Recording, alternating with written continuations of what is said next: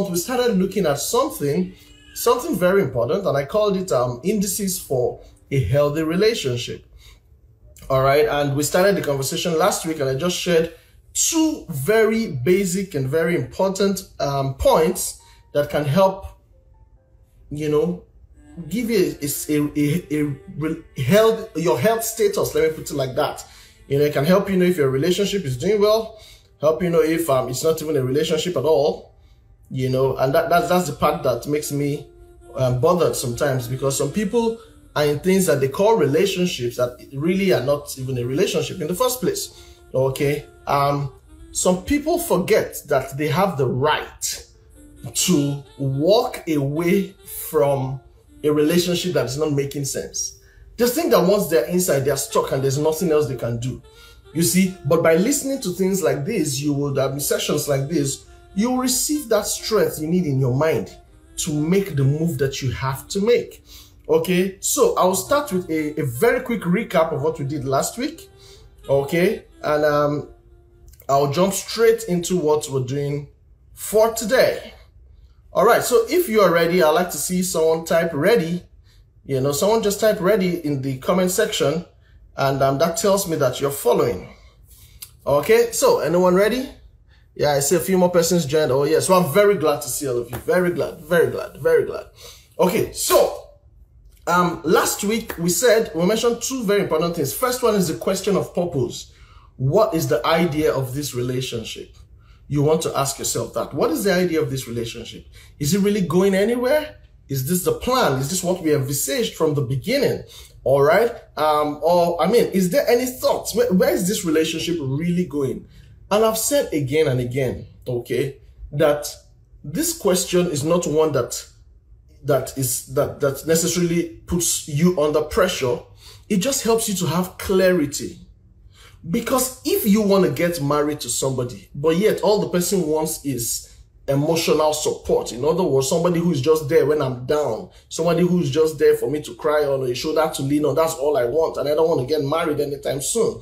Or perhaps one person just wants somebody whom they can, gratify their sexual feelings and emotions with. All right. Meanwhile, the other person wants to really settle down and get married and start a life and family together. You see, so if the expectations are different, okay, they're definitely going to have problems, because you'll be there hoping that your partner will catch up with your expectation later. Meanwhile, he has it nowhere on his plate to join you on that expectation. I've heard people who stayed in relationships where the partner told them clearly that he didn't have any plans for marriage, or she wasn't looking at marriage anytime soon. But one party is saying, no, I must get married next year. You're trying to drag the other person who has a completely different plan and program for their lives. You see, so purpose has to be very clear. Where is this relationship going? All right, where is it going? How did we even get here? How did we get into this? All right, and why are we in this? Where is it going?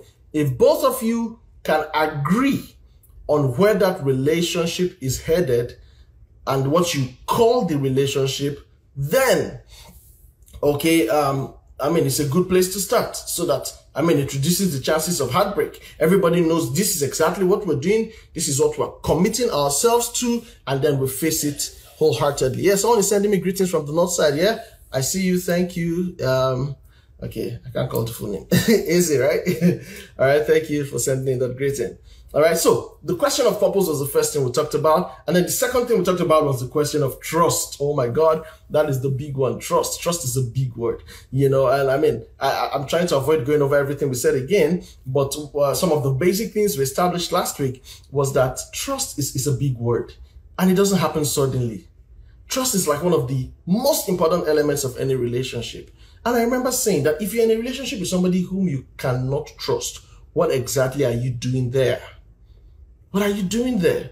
These are the kind of things you need to tell yourselves. You need to be able to find that inner courage to confront and talk to yourself and say, man, I'm not understanding what's going on here. I'm not liking it. It doesn't add up to my values or my mission or my vision or my purpose for myself. Okay. So this is not making sense. I need to bounce. I need to take a walk. I need to free myself from this entanglement. You see, many people don't have the courage to as much as process this thought line that I just shared with you. Okay. But you need to know that if you cannot trust your partner, then what you're in is not a relationship. you guys are just building up the foundations for heartbreak. You're setting yourselves up for heartbreak. And sooner than later, somebody's going to be disappointed, somebody's going to be angry, somebody's going to be really heartbroken, if not both of you. All right, so we ask certain basic questions like, can you put your partner's interest above yours? Okay, and does your partner do the same thing? Do they put your interest at heart above theirs? You see, these are the real meanings of love. Oh. It's not how you're feeling inside. It's not how butterfly is flying inside your tummy or something like that. No, the real meanings of love comes down to commitment and selflessness. Okay, how far are you willing to go for your partner? What level of support are you willing to give to them? Are you willing to, sacrifice yourself and your resources so that they can be better, so that they can achieve their dreams? Do you understand this? So if you are not seeing the traces of that in your partner, you want to slow it down and evaluate that relationship. Are you sure you're on this person's mind? Are you sure you're as important, to him or her as they are to you? Are you as important? Okay, there are many cases where people are dating other people who are not dating them. Okay, you call him your boyfriend, he doesn't call you his girlfriend. You call her your girlfriend, she doesn't call you her boyfriend. You think you want to get married to this person, they don't want to get married to you. So you're dating yourself and confusing yourself and in a relationship with yourself. And if you're telling yourself the truth, you would always see these things play out in the levels of commitment that they would share with you. All right. And the level of interest they will have in matters that concern you. Okay. So you want to look out for that trust. Is there trust there? It will show in commitment. It will show in how they keep their word. It will show in several areas. And we said you don't jump into trust. You don't meet somebody today and start trusting them tomorrow. Okay. It takes time. It takes interaction, because with every new interaction, sometimes a new page is opened. Okay, there are areas that you didn't get to the last time that you will get to now. I've heard a number of ladies share with me how that they, a relationship they would have gotten into or they were already in, by the time they discussed with the person, and the person didn't know when they mentioned certain sensitive things. And that was the signal that the lady needed. Why? Because via communication, when you're talking, when people are interacting like that, many times people don't even know when they begin to share things, and then they begin to, from the things they say, mirror their values. Okay, so by the time from someone's speech and from what he is discussing with you, you're seeing values that you don't like. You're seeing abusive tendencies. You're seeing things that don't resonate with you. All right, when you find those kind of flags in your conversations, then you know that, I need to pull the plug here, or this thing is not meant to be a relationship and it has to stop. Okay, but what happens if you went on ahead and threw your heart to the person even without interaction or without adequate interaction, without finding things out for yourself, just simply based on how they looked and how they seemed, to you, and how they made you feel, or how excited and attracted you are to such a person? You see, when you jump into relationships like that, again, you're setting yourself up for a heartbreak. Why? Because you did not take time to find out if this person is trustworthy, and then how trustworthy they are. What's the level to which you can trust them? Okay, these are very pertinent things. I will go right into the other aspects I'm talking about today, and I hope to talk to a couple more points on this, identifying a healthy relationship. Okay, and the third point I will talk about today is the point on mutual respect. Okay, somebody wants to type that there, mutual respect. Mutual means that it is shared between both of you. It's not one person trembling for the other. It's not one person respecting the other and not getting the respect back, but both parties honor and respect each other. So the question would be, is there mutual respect in your relationship? You want to ask yourself that. Is there mutual respect in your relationship? Okay, now respect means that you value and you regard the other person's feelings, opinions, boundaries, values, principles, faith, everything that is important to the other person. You regard it and you value it. Okay, now this has to be two-way. It has to go two-way. It has to go both ways. All right, not one person respecting the other and not getting respect in return, okay, that would be an abusive relationship. Because once respect is not there, it begins to impact on your self-concept. It begins to impact on your self-esteem. It begins to impact on how you see and how you carry yourself. And you see, anything that demeans you before another human is an abusive relationship. What God desires for you is to have a life full of expression, full of all the possibilities that you carry, okay? Not a life that is at the mercy of another human. Not a life that is belittled by the opinions and thoughts and behavior of another human. You see, so you want to check, is there mutual respect in this relationship? All right? It means that you value who your partner is. You value them. Okay? You understand that you guys are different, and yet you value that difference. You're not trying to make your partner to become you automatically. You see, and this is one subtle way many people disrespect their spouses. Okay, you meet this person, you guys have been talking for quite a bit, maybe, a couple of months or years, and you just expect them already to behave exactly the way you want them to behave, to think like you, to behave like you. Come on, it doesn't happen that automatically. It takes a lifetime to make a marriage work. It takes a lifetime to learn each other. You keep learning each other. It takes a lifetime to do that. All right. But there you go. A few weeks into a relationship and you're already expecting your partner to know how you think, what you want, how you want it, no, that's wrong. That's unnecessary burden and demand you're placing on those people. Do you understand this? All right. So you need to understand that they are different. Value that difference. Okay. It's part of respect to value that person's difference and understand their difference as well as their boundaries. So, how would you know if someone respects you? Do they regard what you say? Do they regard what you think about a particular situation? Do they regard your opinion? You say, I'm tired, I just want to rest. It says, no, you must come, let's hang out tonight. Hey, but I feel somehow I just want to get some rest. It's been a busy week. Oh no, if you can't come out to hang out with me, then you don't love me. Then you're not serious with this relationship. Hey, but I just said I'm tired. But no, you must do what I want. You see, that is an example of someone who does not respect the other person.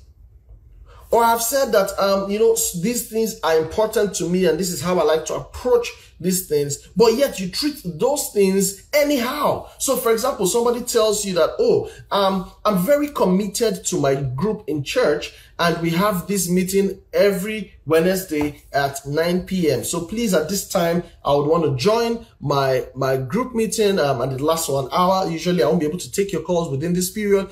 And then there you go, you call this person up 10 minutes to the meeting time and you want to start talking about your full life. And you expect her or him to stay on the call to listen to you when he has told you clearly that I have this other meeting or this other engagement by this time. And then you start picking offense that, oh, I'm trying to talk to you and you don't even have my time. Or are you saying that that thing is more important than me? You see, manipulation and all of that begins to come in. It shows you don't respect that person's life and the things that are important to them. So it shows up in different ways.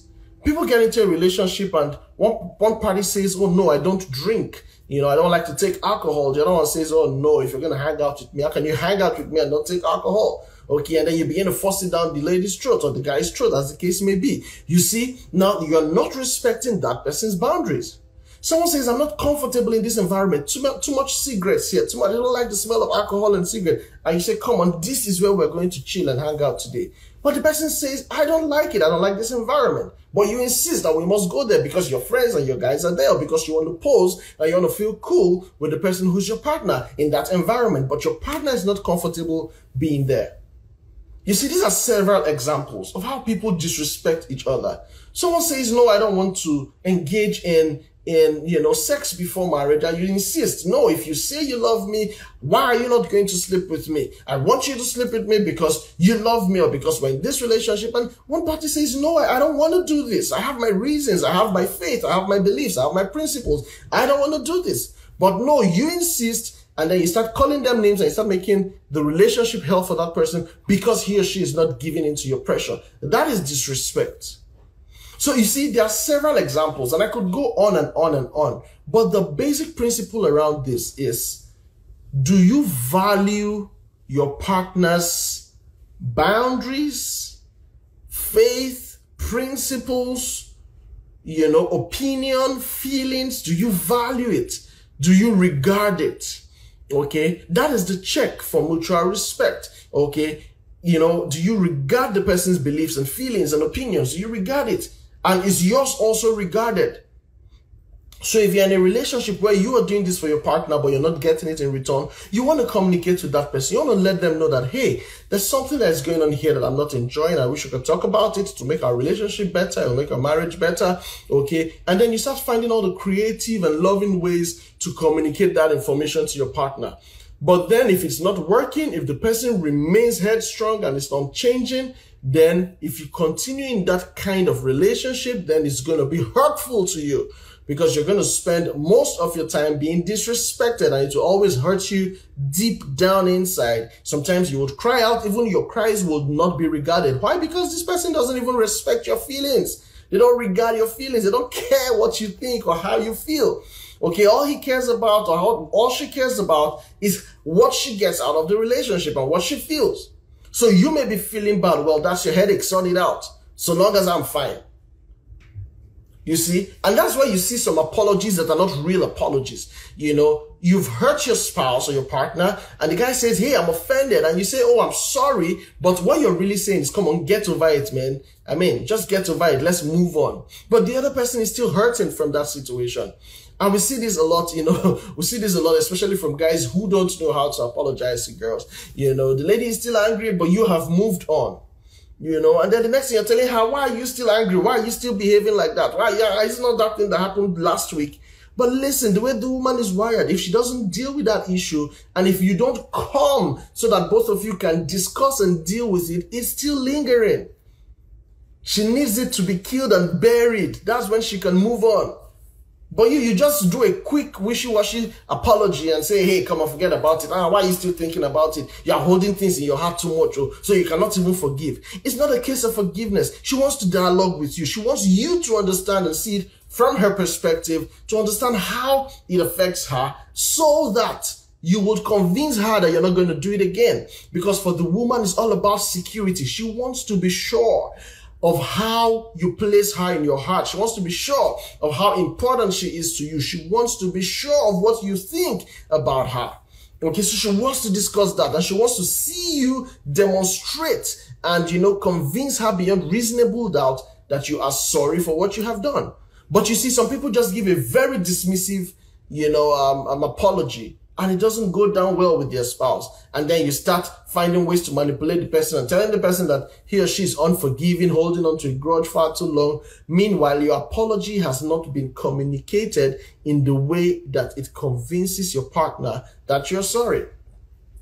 Don't forget, we're talking about mutual respect. Okay, so this thing goes both ways. All right, it goes both ways. You need to learn to respect your partner's feelings, opinions, their thoughts, their ideas, their concepts. You need to respect it. Okay? You need to respect it, and you need to understand that you guys are different and you guys will not see things the same way just yet. It's going to take a while. It's going to take some time. All right? You need to give room for that understanding. Okay? You also need to know that this person will not become like you automatically. It's going to take a while. You see, you must make provision for that. It's one of the things I tell people getting into a relationship. You need to make provision for the fact that your spouse or your partner will not become like you just yet. It's going to take a learning process. It will happen over time. No matter how well you like or love that person, you're going to find one or two things that you really don't like about them. But then the question is, those things you don't like, in your scale of importance, how important are those things against the things that you like or the things that are important to you? Okay, so my point is, he or she might be a very fantastic person, but there will be one or two behaviors, something about the way they talk, they walk, they cook, something about something they do that you don't like. You're going to find that in any human being you're in a relationship with. Okay, I mean, that's just life. You are different. Okay, so you need to understand that, hey, I need to be patient with this person. I need to give them time to come around. I need to give them time to even understand what I'm saying. You see, so that patience must be factored in. All right, it's one of the key ways you show respect to somebody, that you're willing to even wait for them to catch up with you, or wait for you to even understand where they are coming from. That is respect. Not demanding, hey, come on, move on. Why are you slow? Why are you not getting it? I said this before. Why am I having to say it again? You know, you just keep shouting it down their throats and you just expect them to comply, you know, like you're in a regimented environment or something. No, this is a human being, a free moral agent. You need to give them time to come around. Okay? So mutual respect is a big deal. If you don't feel respected in your relationship, you're not going to be happy in that relationship. So you want to check that. The first thing we said was purpose of the relationship. The other thing we said was trust. And the third thing we're saying now is mutual respect. How would you feel if your opinion is not even heard? Talk less of considered. How would you feel? You don't feel good. You know, you don't feel good.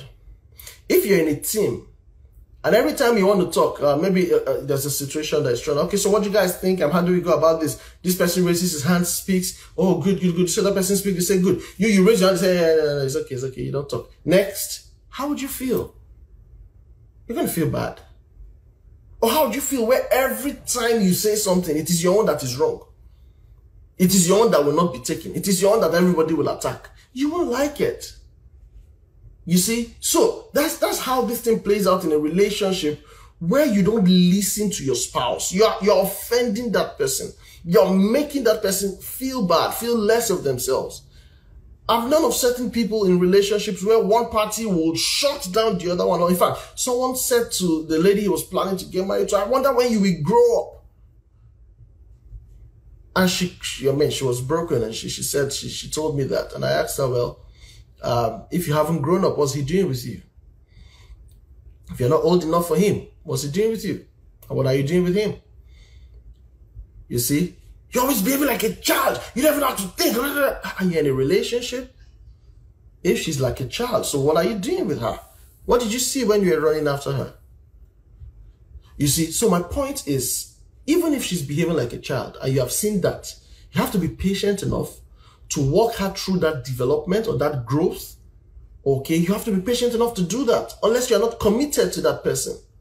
You see why love is work. Love is not what some people think it is. Some people just want to sit back and let everything happen for them.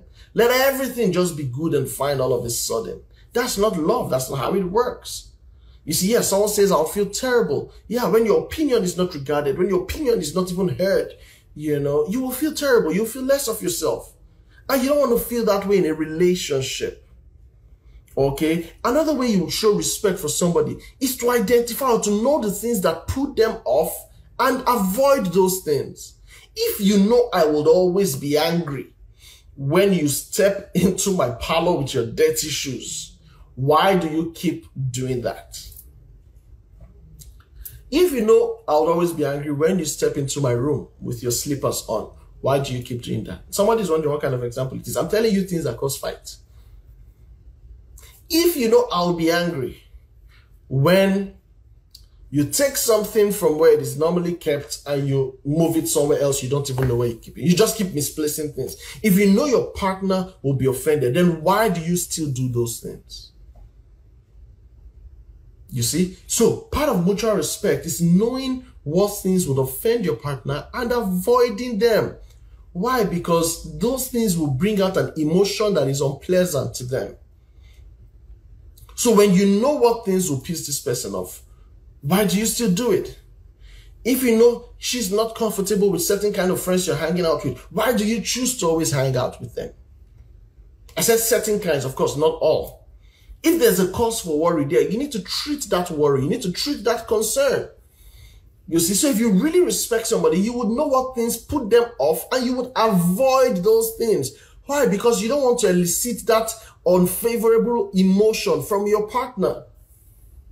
How can you know that he's not comfortable with you hanging out late at night and you choose that every time you want to hang out, it has to be late at night? When you know he's not comfortable with that, you guys need to discuss it. You need to come to a compromise. If your outing is more important than your relationship, then cut that relationship and hang out all you want. You see, but you don't keep playing with another person's heart just because you want to feel happy, just because you want to feel good with yourself. Okay, so you need to know what are those things that would make my partner offended. When you know those things, avoid them. It's just mutual respect. And it goes both ways. I mean, guys, if you know, I mean, I never know any lady who enjoys it when you're raising your voice at her. So why do you still raise your voice at her? Why? It's your emotion. You can control it. You can tone down. If you started on a harsh tone, you can, call yourself back and apologize for that and then talk softly. But you know she would always be offended when you raise your voice, yet you believe that is how you talk. That's how I am. When I'm angry, I just shout. My brother, gotta eat your anger. But don't use that on the person you claim to love. If you really respect that person, then the things that matter to them will matter to you. Someone says, my family is very important to me, then it should be important to you too. Someone says, I take my career very seriously, I want to grow on this path, then let it be important to you too. You need to help your spouse grow on their career. Not tell your spouse you have to choose between me and your career. I like to tease people. I say, if a lady is telling a guy to choose between her and his career, you'll be surprised, because he's going to choose his career, man. Choose his career and move on. The same applies to some ladies anyway. You tell them, choose between me and this, choose between this relationship and your, she will just choose her job and move on. Who are you? What are you bringing to the table? Do you understand? So, know what is important to your spouse and give it the same level of importance. Know what things will offend them and desist from those things. Don't do those things. Don't do those things. That is a proof of respect for that person. And you know the golden rule. Do unto others as you would want them to do unto you. If you know that certain things would always offend you, will you be happy when your spouse keeps repeating those things to you? Those things that would offend you? You won't be happy. All right? You won't be happy. Okay? So if you know it's offensive to you, don't do it to someone else. And that's just a basic rule of emotional intelligence. Okay? Yeah, I mean, it's just because of selfishness that people see things they know are wrong, but yet they keep doing them. It's just selfishness and wickedness. Okay? There are many people who don't like being shouted at, who don't like being scolded. Yet when you see them talk to every other person around them, they shout at them, they scold them. But yet you give them only small. Inside that their shout, you give them small problem. And I was asking someone the other day, hey, you don't like this meal, then why are you serving it to other people? Who told you you're the only one who has a monopoly of provocation? You say I was angry. Angry, do your own. The other person will get angry and do his own too. And then there's a big fight there. Who told you you can't be, you can't take charge of your emotions? Who told you you can't control yourself? I hope somebody understands this.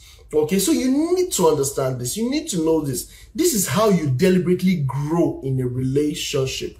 When you are giving preference to the other person, preference to your spouse, preference to your partner above yourself, because their peace and their joy and their welfare is important to you. It's important to you. It's not just how you want to feel, but also how they feel. You need to know this. So check that mutual respect, checkbox. Is there mutual respect in your relationship? And if it isn't there, then you want to learn how to respect your spouse. Or if your spouse is the one not respecting you, you want to learn how to communicate in a way that they get the message and they also, know how to respect you. But then if you're putting in all the effort and it's not working and it's not looking like it's going to work, then my big question for you, what are you still doing there? Did they tie your hands and feet in that relationship? Have you been locked in there with a handcuff or like behind bars as in jail? Have you been locked up there? No, you haven't. You still have a will. You can move. One of the great things I like to let people know is that when the relationship is not working, you can move on. Haven't put in all the effort for it to work. You can move on. Don't stay there like you're helpless. Don't stay there like you're trapped. Don't allow anybody mess up with your self-esteem so badly that you can't even move on from something that is not working for you. You definitely can move on. You need to know that. Somebody needs to hear that, and don't be anybody's slave anymore.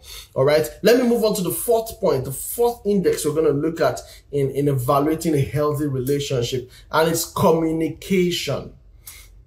Communication. The question here is, are you free to be yourself, to air your views and your opinion on any matter? Are you free to air your views on any matter? Or do you have to censor and edit what you're saying with your spouse? If I say this one now, you'll be angry. If I say that one, you know, so you have to start, no, let me not.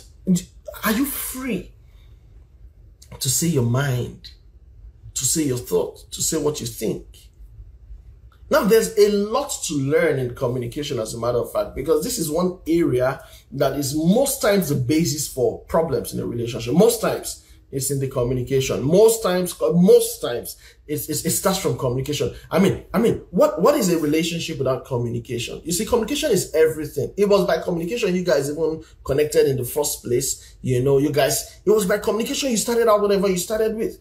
Okay, so communication is very instrumental. You know, it's like the engine of that relationship. But if you don't know how to communicate properly, oh my, you can have a good relationship with somebody, but because of communication, you would mess, or because of lack of proper communication, you would mess that relationship up. Is that serious?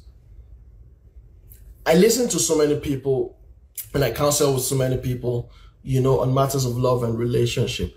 And there are several that I can tell, oh, this would have been a good relationship if only you guys handle this communication issue better.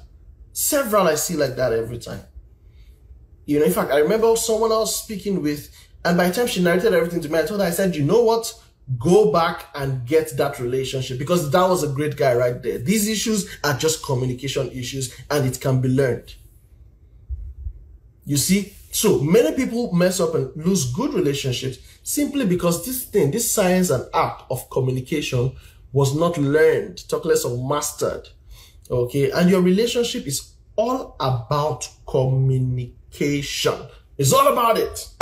It's the engine that keeps that relationship going. Okay, so are you free to discuss, to talk freely with your spouse, with your partner? Okay, or do you have to watch everything you say? You know, are you afraid? Are you careful? You know, so that let me not talk spoil here. Or, you know, how free are you? I mean, if you're not free with any other person, you should be free with the one you say you're in a relationship with. If not, what exactly are you guys doing? How can you be with someone and you're not free to just express yourself? You know, how do you then communicate your feelings of joy, of sadness, of anger, of happiness? How do you communicate all those feelings with the person you're in a relationship with? Again, I say to people, don't be in a relationship with Mr. A and Mr. B is your bestie with whom you discuss everything. Don't be married to Madam A and Sister B is your bestie who you are discussing everything with and spending time with. You are setting yourself up for problems. Because guess what? At the end of the day, your heart will move in the direction of where your most regular communication is. That's where your heart will move to. Many relationships have been formed just by regular talking. I mean, people who have not even met themselves just speak regularly and they believe they fall in love and the relationship have started. And they don't even see themselves till further notice. You know, but just by talking regularly, you see, and that's why you hear people say things like, oh, I mean, there was just this bond, there was this connect. Go and look for that connect with your own spouse, not with bestie. And if bestie was in your life before relationship, then when there is a relationship, be like John the Baptist that said, I must decrease, that he must increase. Like when Jesus Christ came, when Jesus was revealed, John the Baptist said, yes, I've been the one doing baptism before now. I've been the one baptizing you guys with water. But now that he has come, he's going to baptize you with the Holy Ghost and with fire. My own ministry must go down so that his must go up. In other words, I'm not going to be dragging center stage with him right now. He's more important than me right now. And it is his time. So let's put attention where it matters. Listen to me. You must be able to put the attention and the focus of your relationship where it matters, which is with the person you're in a relationship with and not your best friend. Take note, this is very important. This is very important. This is very important. There are certain things that should be the secrets of you and your spouse. Not that you can't discuss it with your spouse, but you can discuss it with some other people out there. Okay? Anyway, now, speaking about communication, like I've said earlier, most times the breakdown in a somewhat good relationship starts from a breakdown in communication. And this is because people just don't understand how to do it. People don't understand that we are fundamentally different in our nature, in our nurture, in our experiences. We are different. We are different. Even people who grew up in the same house, in the same household as siblings, they still quarrel with themselves. They still misunderstand themselves. They still have issues with themselves. They still have issues of, I said this, that's not what you meant. Yeah, I thought you meant this. They still have those misunderstandings. How much more somebody who did not even grow up in your environment, whom you guys just stumbled upon each other from completely different backgrounds, from completely different experiences. You see, how will there not be challenges in your communication? Do you know that something that is normal to you might just be offensive to somebody else? Have you not seen the way some people greet sometimes? Hey, big head, how you doing? See that fool. Have you heard guys greet like that before? Hey, goat, how you doing? That was a monkey, see your head. Have you not heard people greet like that? Now, if typically you're from an environment where, oh, no. You can't throw such banters. It's an insult when somebody calls you goat or cow, and stuff like that. You're going to be offended. You'll walk into a room where the boys are bantering and you'll be there picking offense at everything.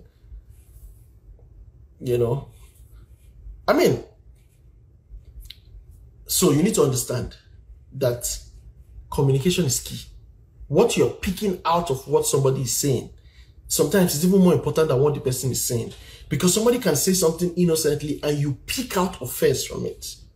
Simply because from the background and the experience and the knowledge level with which the person is communicating is completely different from what you're using to process it. You see, there are people who have thrown a harmless sarcasm at someone else and the other person picks offense thoroughly. And you're saying, hey man, I didn't mean that. But for the other person, so long as you said it, you meant it. This is exactly what you meant. Have you not been in situations where you're having to settle people because, one person says, that person said something insultive. And you were there, you saw how it played out, you saw the context, you saw everything. You're like, no, he didn't mean that, or she didn't mean that. But this person takes it very personally and says, no, I'm offended. I choose to be offended. You see, now all these are communication issues.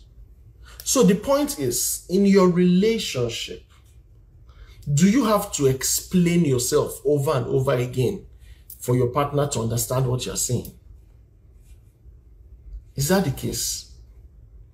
No, that's not what I meant. No, that's not, I was not saying that. No, that's not what you have to explain and explain. No, that's not what I meant. No, that's what you meant. The other day you said this. No, but I did not mean it. You have to keep defending everything you're saying. Is that the kind of relationship you're in? If that's what the communication is like in your relationship, and you guys are not yet compatible in that area, are you always misunderstood? Do you always have to apologize for what you say? If you always have to apologize, then it's one of two things. It's either you're a careless talker who doesn't know where to draw the line, what to say, what not to say, how to be discreet, how to, it's either that or the other person is the one who is always misinterpreting and misjudging what you're saying and your intent. So do you always have to apologize to your spouse for what you said? You want to check that. Are you always being misunderstood? Do you always have to apologize? Do you always feel gaslighted? Oh, this one just breaks some people's heads. I mean, it's just so painful. They start looking at themselves and wondering, am I mad, or am I missing something here? Did this happen? Did I really say that? Because somebody makes you feel like you're running mad, like you're losing your mind, like you don't know what you're doing anymore. You're wondering what's really happening to me. You know, that's the concept of being gaslighted. Is that what's always happening in your relationship? I've seen someone accuse the spouse before, and the spouse is wondering, oh my God, where did that come from? How? When? No! You know, is that what it is in your relationship? Where you don't even understand. What are you saying? Where is that accusation coming from? Where is that interpretation coming from? Oh no, I didn't say that. Oh no, I didn't mean it. No, that's not what I said. Oh no, that's not what I intended. Oh, that's not, you know. Is that what you see? Is that what your relationship is always about? Don't forget, we're talking about communication. And communication has to be seamless and easy for it to be effective between you and your spouse.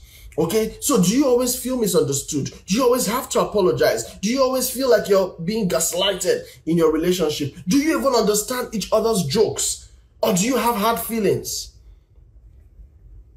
You see, every time somebody says, sorry now, I was only trying to play with you. Are you the one who is not understanding the jokes? Or are you the one who is always saying offensive things and you call them jokes? You see, so it calls for sensitivity and maturity. Like I said when I was talking about mutual respect, if your spouse does not find it funny, then don't say it. Don't say it. For example, it's pretty insensitive to speak about people's size, especially when you know they even have an issue with it. See your big nose. See how your belly just they get bigger, big. You are getting fat too. When you know they don't like it. As a matter of fact, it's just insensitive to talk like that to people. But it's shaming. It's wrong in every way. You know. Funny enough, I remember in school then I had this close friend, and you know, for me, I sincerely, the lady had a big nose and I liked it. So I used to, you know, once in a while I'll just come and do the nose like that, you know. I thought I was just playing with somebody. I didn't know it was the biggest offense in her life. This girl took it very personal. Didn't talk to me for months. I kept wondering, sorry, what did I do? What happened? Until one day out of nowhere, she said I was disrespectful to her. And I'm like, what? So why were you making fun of my nose? I said, fun? No. I've always told you I liked your nose. Now, what was the issue? From her childhood, people had always made her feel terrible about that nose. So when I made reference to it, I didn't know it was a sensitive area I was playing with. I didn't know it was sensitive. Okay, so immediately, of course, that's what the brain does. It references everything you see against what it already has in its data. So immediately I made reference to her nose. The brain naturally just referenced all the insults and all the negative emotion that she has felt when people made reference, and then she took it personally. And she was offended. Now, guess what? From the moment I now found out that this thing, they make person vex, of course I have to stop talking about it. You see, but to be completely insensitive, tomorrow you meet her again, and then you talk about the nose, you laugh at it, you come and touch the nose, you know, you come on, I mean, that's just insensitive. You know, so those of you who are always yabbing people about what they look like, how big they are, how small they are, how fat, how thin, how tall, how short, hey, it's none of your business. You have to stop it. It just might not be funny. There are those who don't have a problem with that, good and fine. All right, but if someone has a problem with it, you have to avoid it. All right? Femi smiles, I see you. Okay, so you need to take note of that. Do you enjoy each other's jokes, or do you pick offense at the jokes? What is friendship when you guys can't joke together? Do you understand? What is friendship when you guys can't banter? What is friendship when you guys can't, you know, harmlessly just banter? You're not disrespecting or reducing anybody. You're just having healthy laughs and, you know, teasing and yabbing each other, whatever it is, whatever the situation is, without any hard feelings and without making it personal and without going into sensitive quarters. What is friendship when you guys can't laugh and play? In fact, in your communication, do you even understand each other's sarcasms? or somebody says something and you just pick offense. You know, you need to learn how to tease each other once in a while in a constructive way. You know, you need to learn how to be that free, you know, that you can see something and laugh about it and there's no hard feeling. One person can even make a mistake, okay, and then you guys laugh about it. Yes. Now, the laughter is not because one person is trying to mock the other. It could have just been a funny thing, you know, and everyone just shares a laugh and then move on and help each other get better, you know. What is friendship if you guys can't laugh? If you're not free enough to be vulnerable in certain areas. I know people who are in relationships where they try their best possible to always be perceived as everything is good and fine. I read everywhere. Calm down. Come on, be yourself. Take it easy. Take it easy. Do you understand? Take it easy. You need to free up the communication a bit in that relationship. You know, and that is the problem when people, you know, from day one are trying to impress the other party. So they put up best behavior, best practices.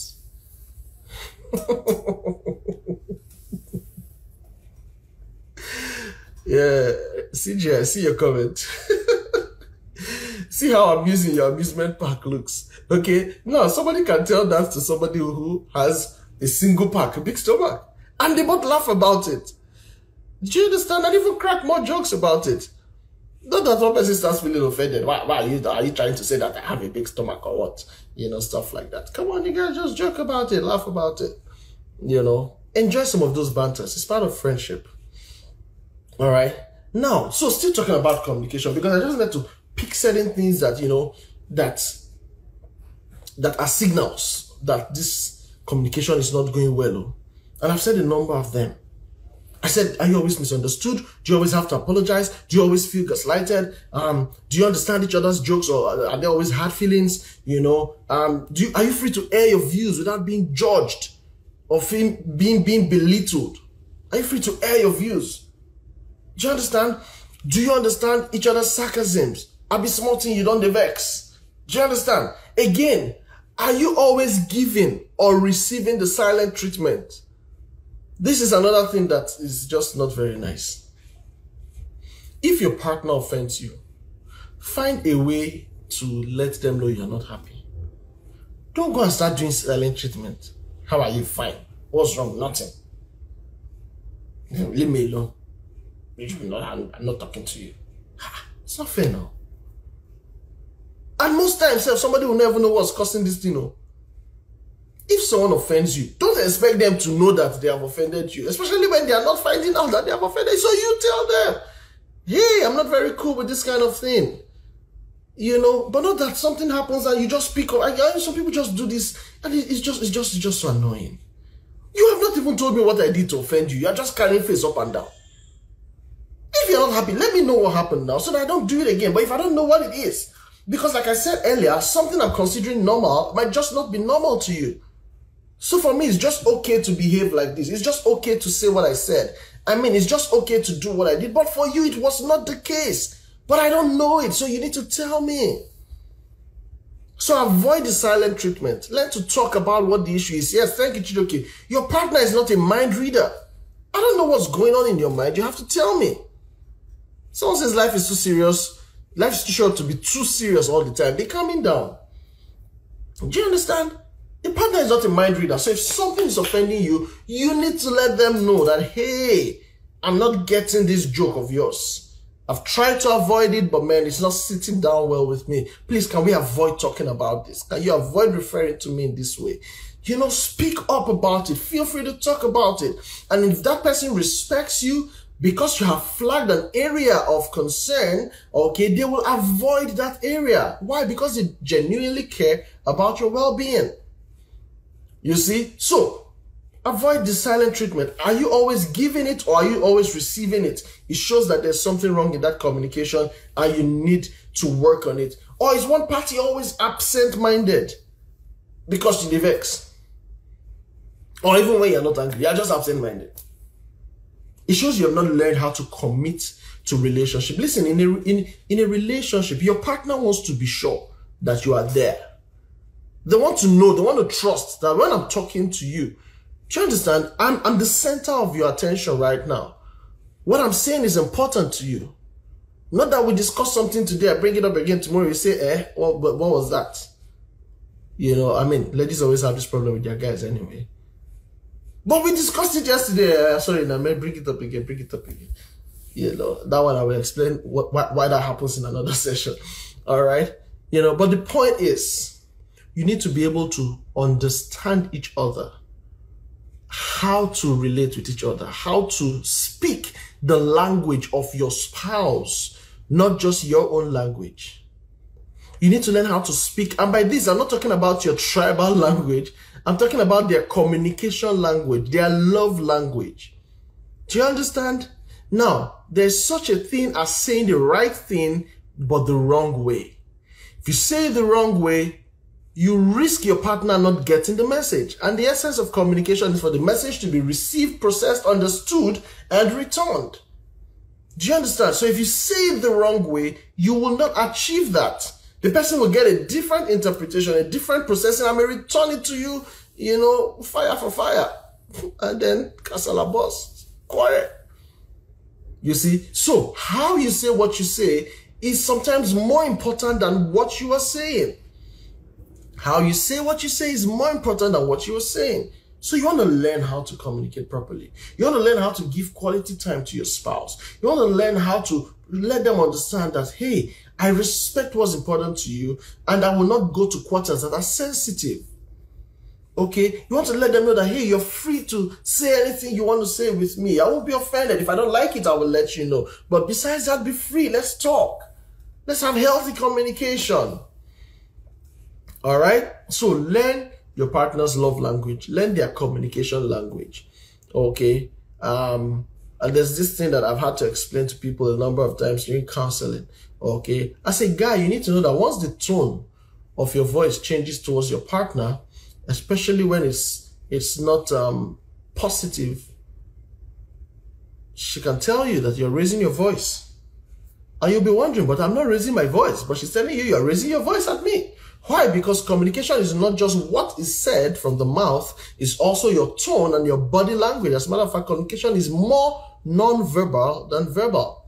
So you see, she tells you, why are you raising your voice at me? You're like, hey, I'm not even raising my voice. I've not even started raising my voice. I'm telling me I'm raising my voice. She's telling me, you're raising your voice again. And you're like, yeah, but I'm not raising my voice. And before you do it, you're all over the place. Okay, so you need to understand, because what she's actually saying is, hey, something has changed in your tone. I can sense judgment in your tone. I can sense, you know, offense in your tone. I can sense discipline and strictness in your tone. Why are you using that tone for me? I don't like it. You don't talk to me that way. You see, that's what she's telling you when she means that, hey, you're raising your voice at me. But, I mean, you are literally saying that, but I've not increased the volume. You see, it's not about the volume. It's also about what is being communicated and how it is communicated. You see, so you need to learn your partner's language. Okay? You need to know how. And listen to me. Listen real good. This is what love is. Again, it's not all those feelings that you feel. This is what love is. Because I've seen people get tired of having to adjust to their partner's communication style. If you are tired and you cannot do this, then end that relationship and look for somebody with whom you can relate with. But you will hold that person on, stay in the relationship, and keep making somebody unhappy. If they are doing that to you, will you like it? You see? So if you cannot learn or be with somebody with whom your communication, you know, is seamless, and I mean, you're putting in the effort to improve on yourself and to make it better all the time. If you can't do that, then don't be in a relationship with that person. Let me take a comment here. It's also important to be open to your partner's perspective of things. Very key, okay? If they always find something funny, then learn to enjoy the moment without referring to your established frame of reference. Thank you so much for adding that. Okay, so you need to be open enough to your own partner's, to your partner's own point of view, to their perspective. You need to be open enough to that. Oh my, I remember certain people who, when they talk, they just put an end to every other person's opinion. Even if it's in a group conversation or something, matters of opinion, when everyone talks and they want to make their own statement, you hear them say things like, well, you all have said all that you have said, but the most important thing is whatever they are going to say. And sometimes I look at this people and I wonder, what makes you feel like this one is the most important one? Who told you your own is the most important one? You know, there are people like that. Say whatever you want to say, but when they speak, they want you to drop every other thing you're saying and take what they're saying. And especially when they're not even necessarily bringing superior wisdom or superior argument.